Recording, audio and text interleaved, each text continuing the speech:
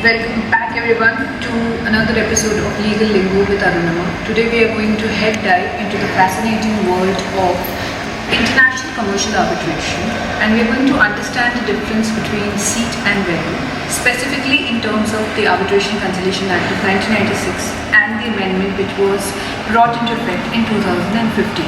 So are you ready? Let's unravel the secrets around the concept of seat and venue.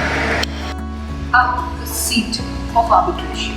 This term contains so much of weightage because not only it determines the governing law of the proceedings, but also which court will hold the supervision power and enforcement when it comes to the arbitral proceedings. Now, let's understand how the word seat differs from place and venue under the Arbitration Act. Let's dive into more details, shall we?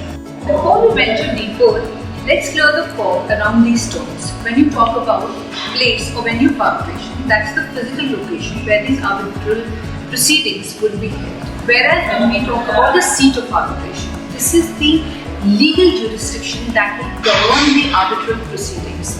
Well, it may sound like it's interchangeable, these terms, but please do not confuse it because this is a different beast altogether. Now let's take a thrilling journey through the annals of court cases to understand the various opinions and rulings on the seat versus venue versus place debate. Our first stop is Mancasto Impex case. Brace yourselves for some legal drama. In this case, the parties found themselves embroiled in a battle over the seat of arbitration. The agreement stated that the place of arbitration was Hong Kong, but the court had to determine whether this meant Hong Kong was also the seat. It's like the never-ending game of legal hide and seek. So the court emphasized that the intention of the parties and the other clauses of the agreement were crucial in determining the seat, and the verdict was in favor of Hong Kong as a seat of arbitration.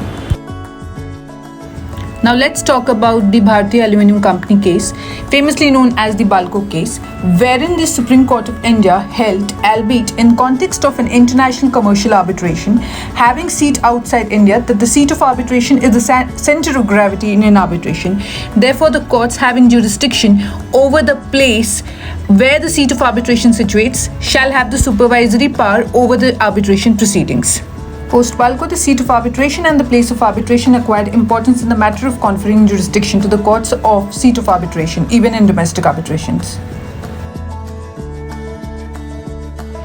So the lesson here, my friends, is that while the seat holds the supreme power, it is not physical location where the arbitration proceedings will be held. Therefore, you have to be very precise while drafting these arbitration agreements, just to ensure that there are no loopholes left out.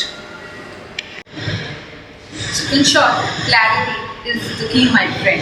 By clearly defining place, venue and seat in your arbitration agreements, you can avoid any potential dispute and save yourself from any sort of uncertainties.